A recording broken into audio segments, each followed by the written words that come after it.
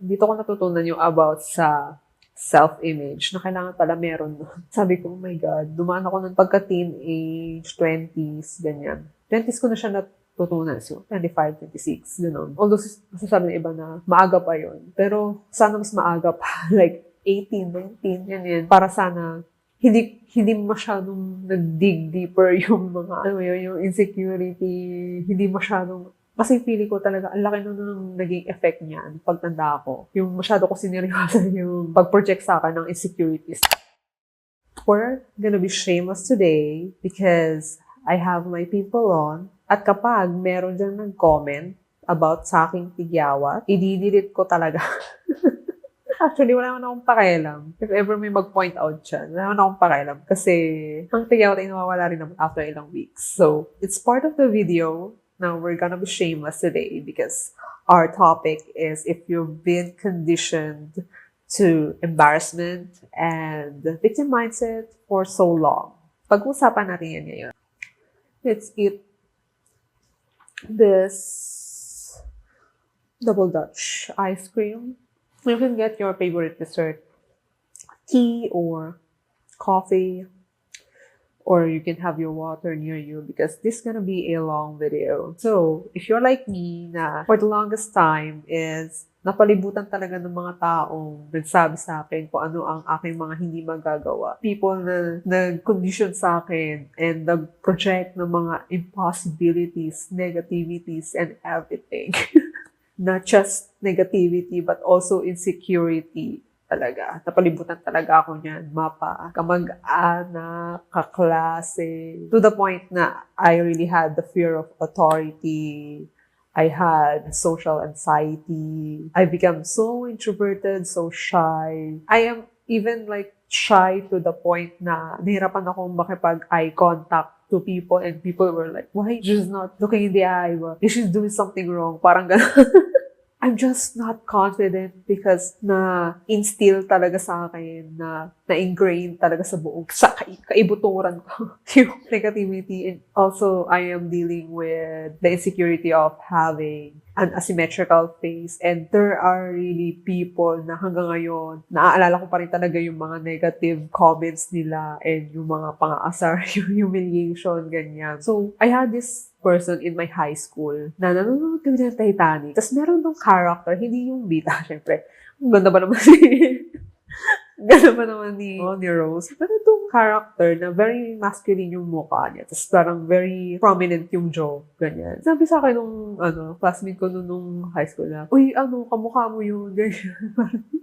Namahaba yung mama. Ganon. So, alam mo yun, parang nananahimik ako. Tapos parang, kailangan pa ba? Parang, is that necessary to point out? Parang, yun din yung pisa na parang bumaba talaga yung confidence ko. Kasi, nirealize ko parang sobrang obvious yata. Kasi, may nag-point out. So, nahiya talaga ako. For the longest time, nahiya talaga akong barap na camera. Although, nakikita nila na nagpo-post ako ng pictures, ganyan. Pero it's yung inaangguluhan ko. Like, kagaya na ginagawa ko ngayon, inaangguluhan ko. Pero, syempre, di ba, part naman din yun. Parang, marami nga nagsabi na very rare sa population yung magkaroon ng symmetrical, 'di ba? Parang sa mga celebrities talagang konti lang yung masasabing symmetrical face. Meron din akong relative naman na may mga visitors kami sa bahay tapos we have this relative. Before kasi noon, parang nagalit ako sa kanya. So parang nagkaroon kami ng something na this relative is older than me.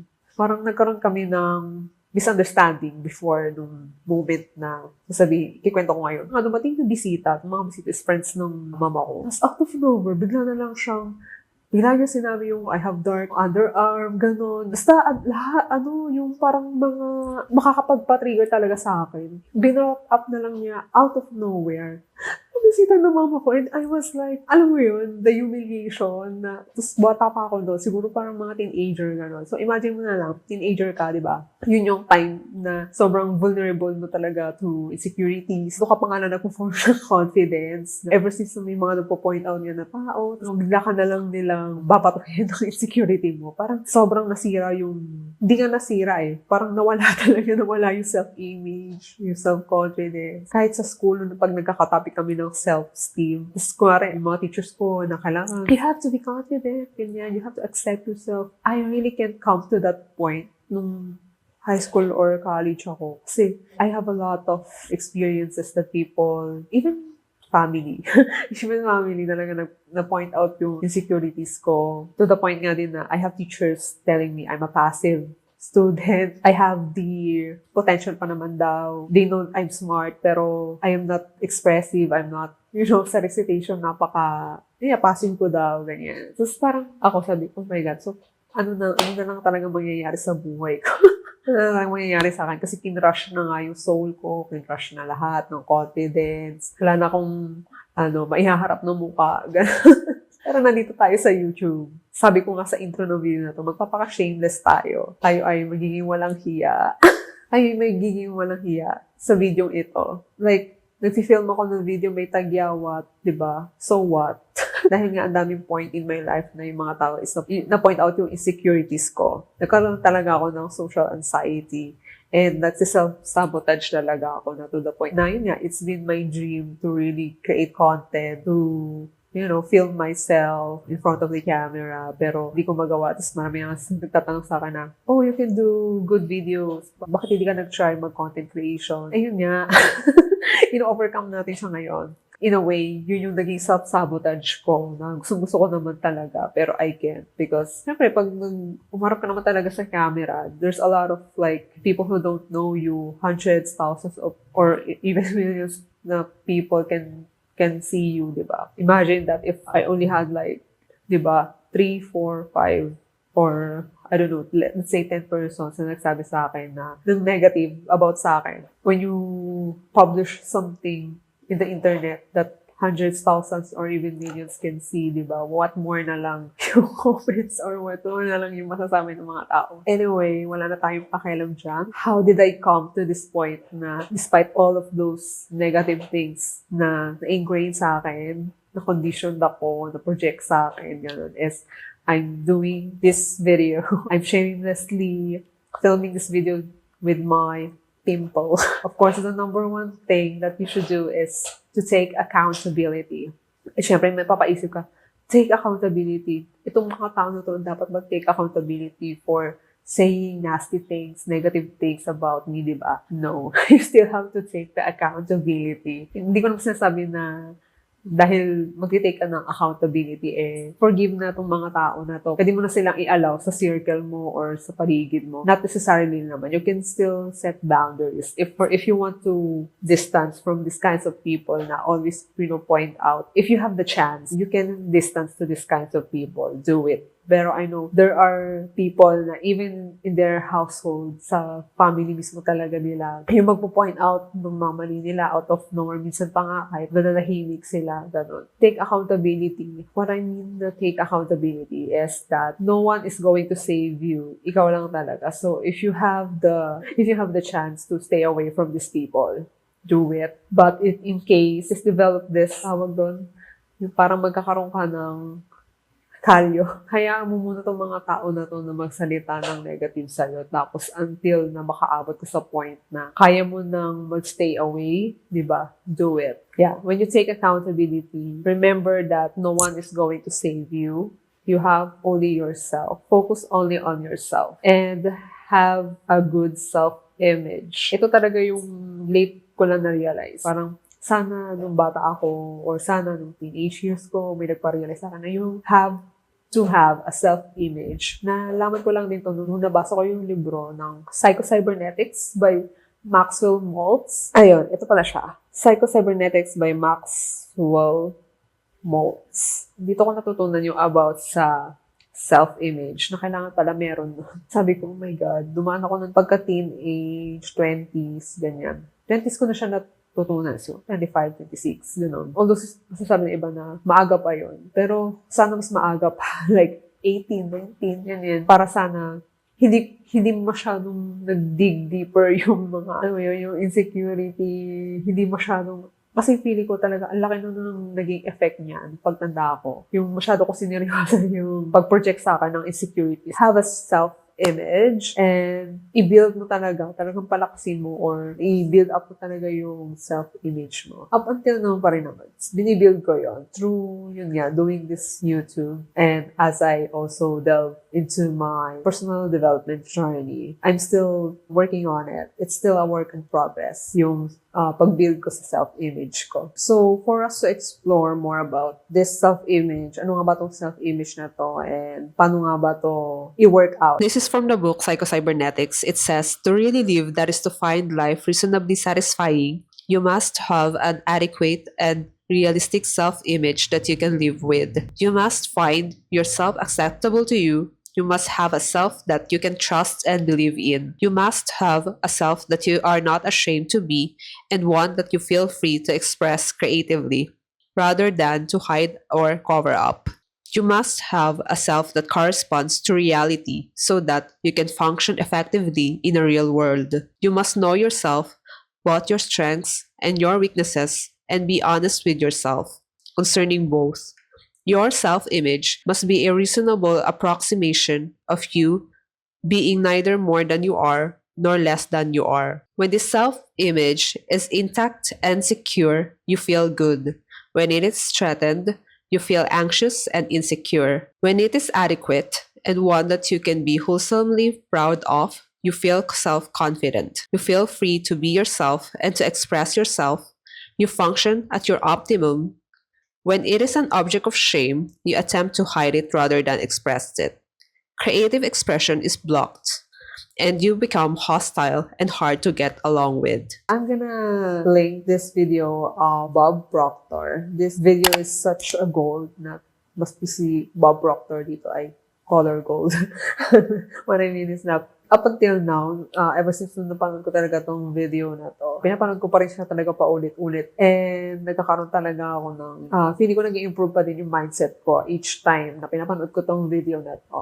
May part dito na sinabi si Bob Proctor na, who am I? Parang, sino ba talaga tayo? Parang, I know we have watched a lot of videos na laging ina-advise natin na to really know who we are, di ba? Down to the T, na really know who we are. Pero yun naman talaga yung Holy Grail. Holy Grail. In order for you to work out yourself or to develop yourself is to really know who you are or to really know where you really want to go. Parang ikaw lang talaga yung makakapagsabi, makapaglista, or, makapag-figure out what you really want in your life. Moving on from self-image, I think this another point also ties up to self-image. This is to have your own POV. Kasi for the longest time, I realized I didn't have my own POV. Late ko na siya na-realize. Parang pagkakaroon din ng self-image. What I mean about having your own POV, I'll set myself again as an example. So, this also kind of relates to people-pleasing na I didn't have my own POV. How did I come to that? Every decision pala na ginagawa ko or akala ko kilala ko na yung sarili ko na, for example, in college, I did take up initially, accountancy. Pero, ano lang pala talaga hindi ko lang siya to please my parents, especially my mother. Kasi I have a lot of classmates noon na magte-take up daw sila na accountancy kasi ang gaganda daw na opportunities. There's a high chance daw to land a job that has a high salary, ganyan. So, to please my mother, magte-take din ako ng accountancy. Pero, meron doon sa university na pinasukan ko, meron daw qualifying exam na I think in second year na kapag na-fail mo yun, hindi ka na pwede makagtuloy ng accountancy. Parang ibang course na yung i-take mo. I think ginagawa talaga nila para masala talaga yung mag-take ng licensure exam is yung mga talaga. Ang mag-take talaga ng exam is yung mga deserving talaga and yung mga talagang cream of the crop type of students, ganyan. And every time talaga na may parang iisipin ako, parang mag-apply din ako ng work or even nung nag-take din ako nung course ko is just to please my parents, ganun. Although I know naman in myself ano talaga yung gusto kong i-push nung college ako. Nang ko lang talaga napagtanto na wala talaga akong sariling POV. Ngayon lang ako nagkaroon ng sariling POV as I push through this YouTube journey ko. Etong pag-push through ko sa aking personal brand and content creation journey. Feeling ko, ako na talaga nagde-decide nito. POV ko na talaga to. In despite the negativity. By the past na talagang niruminate ko talaga siya, talagang na-dwell ko siya for a long time. And slowly, di ba, parang I am on the process of overcoming my insecurities and now I am trying to despite people even will point out things that are not really, wala naman talaga kasing perfect. As long as you're doing or choosing, deciding what's right for you. So, ano nga bang napala ko ng pagsunod sa POV? So, yung pagsunod ng POV ng ibang tao na wag ko ma-fail yung parents ko, wag ko ma-fail yung mga tao around me. So, ayun lang naman. Although, nakagraduate naman. Nakagraduate naman ako and I landed a good job, a corporate job after college. Aba, na-burn out. Na-burn out ako. I came to the point na pumapasok ko and I'm not fulfilled. Tapos, parang feeling ko, sabi ko, bakit ba ako nasa ganitong posisyon? Ginusto ko ba? Bakit ako napunta sa mga ganitong desisyon ko sa buhay, ganyan. I also have people bullying me, ganyan. I had a toxic relationship, not only with someone, but also to myself. Pati kung di pala ako nagsiset ng standards, boundaries, ganyan. Why self? Why? Di bakit everyone pala should be also into personal development? Talagang other people will say it's self-help or self-care or self-development, personal development. But even tapos ka na sa school or nakagraduate ka na, it's still also important pala na you still learn through reading books, watching educational videos, inspiring videos, ganyan. Or even gonna watch films that has a good life lessons. Even you're not learning through experience, you're gonna learn through the experience also of others. Continuous pa rin pala dapat yung pag-gain natin ng knowledge, also gaining knowledge, but also unlearning things. Isa na nga yung i-unlearn ang mga na-project sa'yo, mga insecurities, and also relearning. Talaga, reiterate. Doon nga tayo mas natututo pag na-reiterate sa atin yung mga bagay-bagay. That's very important if we want to stack up habits. Yeah, people will say na they have the personal development journey, but for me, I will call it self-mastery journey. Here, we're gonna cultivate greatness. We will be into our self-mastery journey. After kong ma-burn out sa work, may nang-bubuli sa akin noon. I had a toxic relationship. I also had a toxic relationship with myself. I was really lost. I am really who's the real me? Sino ba talaga ako? Paano ko nakaabot sa ganito? Parang sobrang mess na nung nasa paligid ko. May share akong scene sa Sky Castle na naging eye-opener also for me. This is the scene na, also spoiler alert if you haven't watched Sky Castle. So, yung doktor doon or yung tatay doon, hindi niya alam na nahayaan niyang mamatay yung isang patient doon. And yung patient pala na yun, ay anak pala niya, hindi niya alam. There's this scene na nag-run siya, talaga nagalit siya sa nanay niya, ganyan. Because of, hindi siya nag-decide for his own being or he doesn't, to please also his parents, especially his mom, gano'n. Parang, ayun, nahayaan niya mamatay yung sarili niyang anak. Meron din siyang line doon na hindi na daw niya kilala yung sarili niya. Naging eye-opener siya for me na I don't want to come to that point na I'm in my 40s, 50s, 60s, and ang pangit naman ng isisisi ko pa din sa parents ko or to this certain person na kaya ako umabot sa ganitong point is because of you guys. So, good thing pa lang na ngayon, in my 30s, agapan ko na siya, na i-develop ko na talaga yung sarili ko, and to really push through this content creation journey that I really wanted. Di na naman puro kilig-kilig yung K-drama. So, may mga life lessons din naman na matututunan. Marami pa dyan, maraming klase pa dyan. Marami din ako i-share eventually ng mga naging life lessons and eye-opener din for me.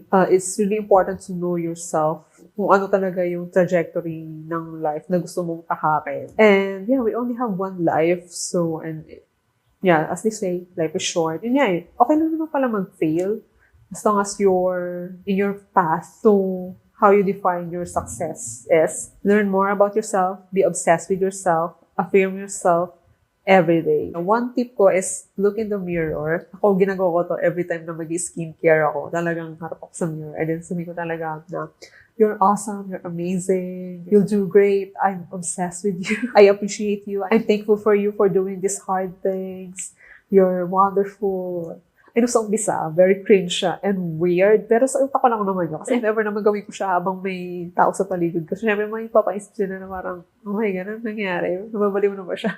I look in the mirror and sometimes I speak it out. Sometimes sinasabi ko talaga, if ako lang naman and wala naman tao sa paligid ko. Pero if I know someone na may makakarinig, ganyan, talagang kahit sa utak ko lang na, you're awesome, you're amazing, I'm obsessed with you, I'm thankful for you, you're wonderful, ganyan, you're amazing, I love you, ganon. Kasi ikaw lang din naman, at the end of your life, ikaw lang din naman sarili mo lang din naman. So, I'm also gonna share this speech ni Nisi Nash Betts. Sabi niya talaga doon na there's this one person that I wanna thank and that's myself, di ba?